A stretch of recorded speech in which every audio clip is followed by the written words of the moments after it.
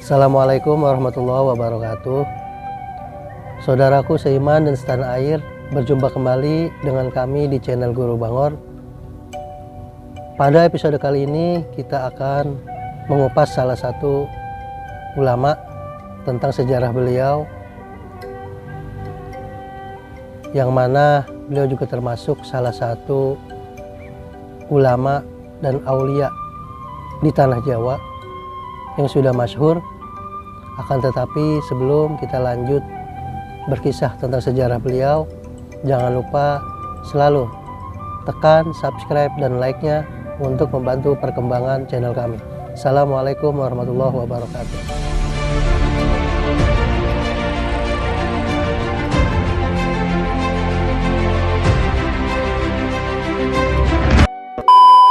Saudaraku seiman dan setanah air, pada episode kali ini kita akan mengupas sedikit sejarah tentang salah seorang ulama yang masyhur pada masanya antara tahun 1800 sampai awal 1900 Masehi. Beliau ulama yang mempunyai ilmu pengetahuan dan keintelektualan yang sangat tinggi, sekaligus memiliki karomah-karomah yang amat banyak, sehingga beliau dijuluki oleh para ulama sebagai Imam Al-Ghazalinya tanah Jawa.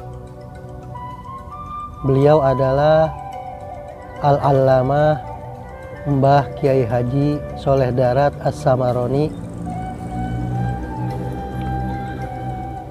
Beliau termasuk maha guru para ulama besar di Nusantara. Sebagaimana para ulama semasa mudanya, beliau menuntut ilmu dari banyak guru,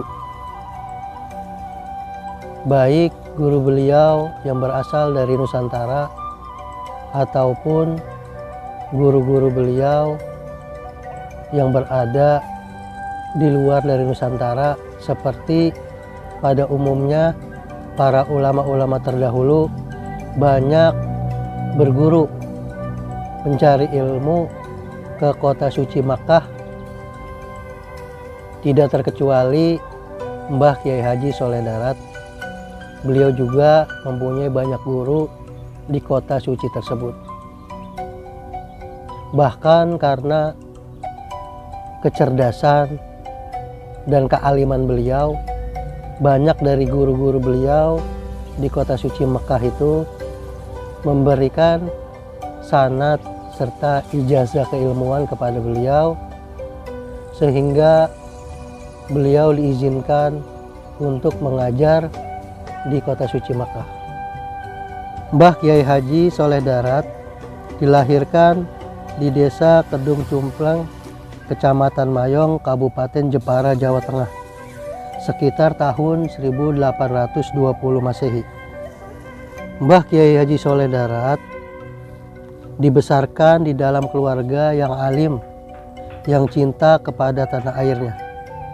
Ayahnya yang bernama Kiai Umar merupakan tokoh ulama yang cukup terpandang dan disegani di kawasan pantai utara Jawa.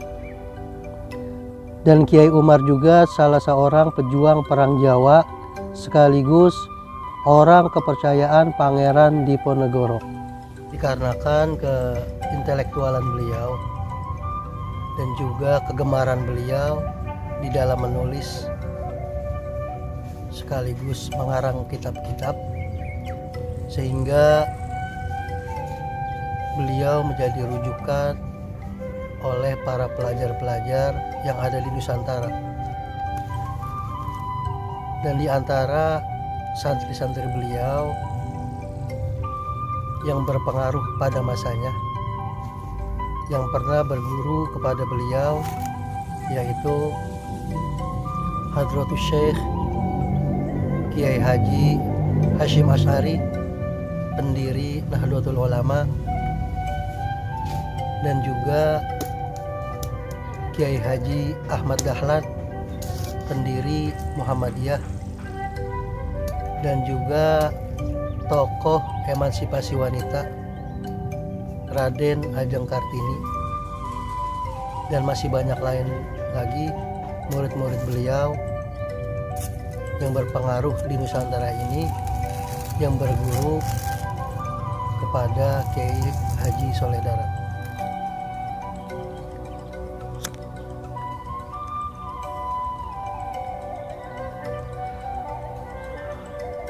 Sebagaimana ulama yang sudah mencapai taraf kewalian, tidak terkecuali kepada Mbah Kiai Haji Soleh Darat, beliau memiliki karomah-karomah yang sangat banyak. Di antara karomah beliau yaitu suatu hari beliau pernah diundang ke sebuah kampung untuk membacakan doa,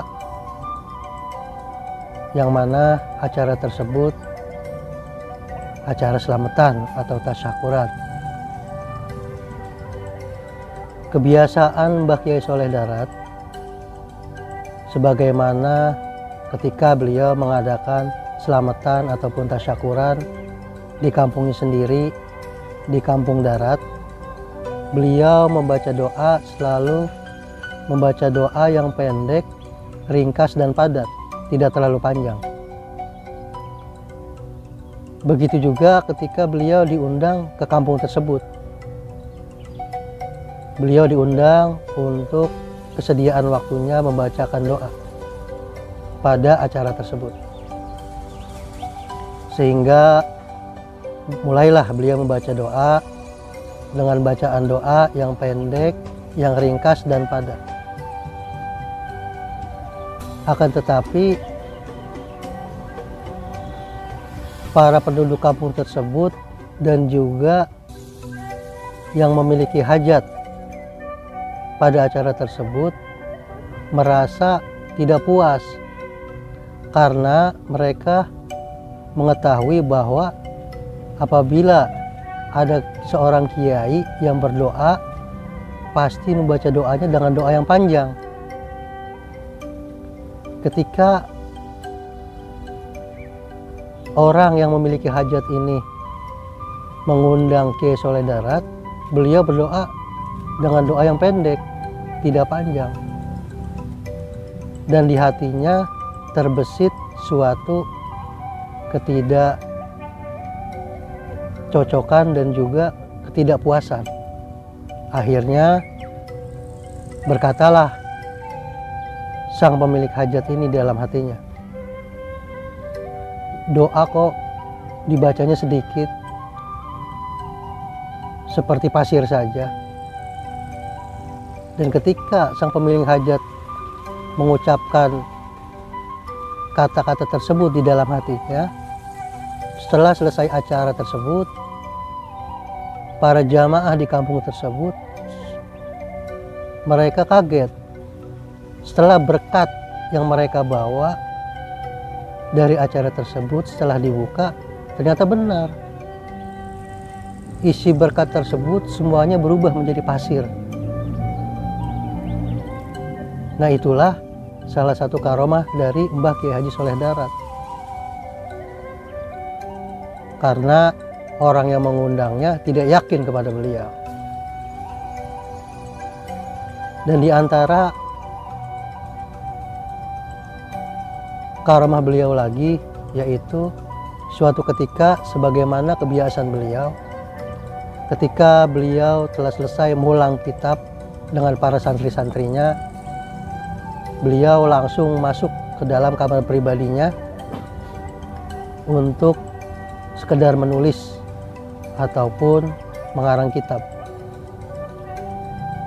Pada malam hari itu, kediaman beliau didatangi seorang tamu yang terlihat asing, yang mana tamu tersebut memakai jubah, memakai sorban, berhidung mancung seperti orang Arab. Sehingga ketika tamu tersebut datang dan tamu tersebut dipersilakan duduk oleh santrinya dan disediakan minuman wedang jahe, setelah beberapa lama tamu tersebut diantarkan oleh santrinya ke kamar pribadi Mbah Kiai Haji Soleh Darat.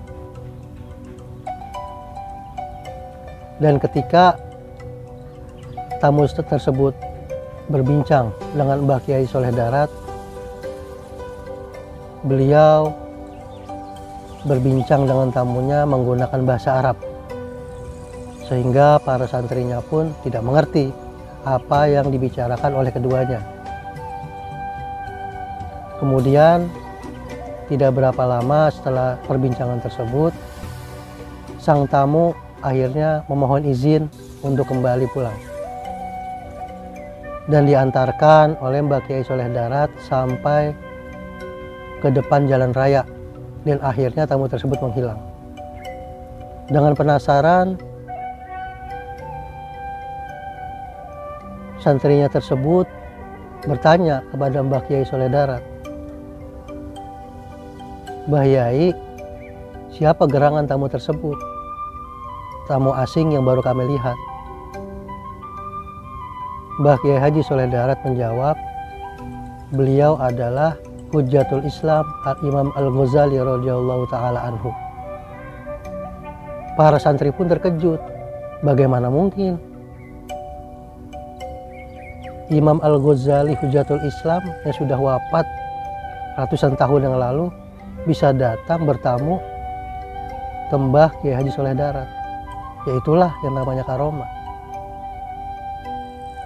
Sehingga beliau dijuluki sebagai Imam Al-Ghazalinya tanah Jawa, dikarenakan beliau dirawuhi didatangi oleh Hujjatul Islam Imam Al-Ghazali secara langsung. Dan masih banyak lagi karomah-karomah beliau yang lainnya. Itulah mengapa para ulama-ulama kita terdahulu sangat penuh kehidupannya dengan karomah-karomah. Disebabkan karena keistiqomahan beliau-beliau di dalam menuntut ilmu dan bermujahadah kepada Allah tanpa dikotori hatinya dengan dunia.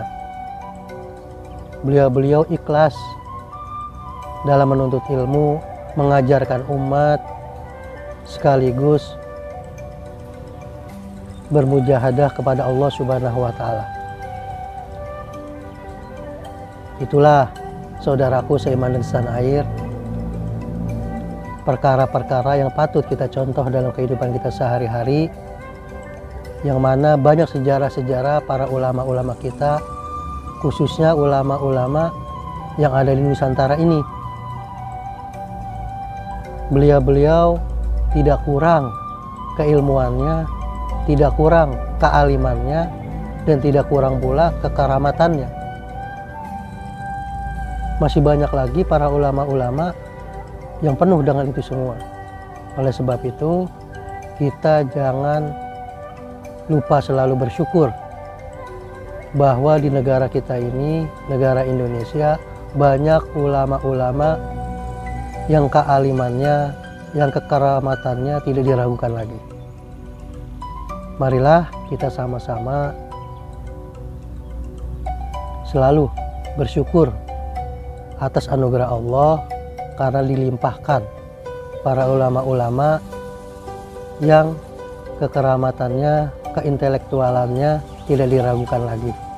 Dan mudah-mudahan kita semua selalu mendapat kebarokahan dan kemanfaatan ilmu dari para ulama-ulama terdahulu yang kita kupas sejarahnya, sekaligus kita bisa diakui sebagai salah satu dari murid-murid beliau dengan selalu mengkaji karya-karya beliau dan mengamalkan ilmu-ilmu beliau dalam kehidupan kita sehari-hari.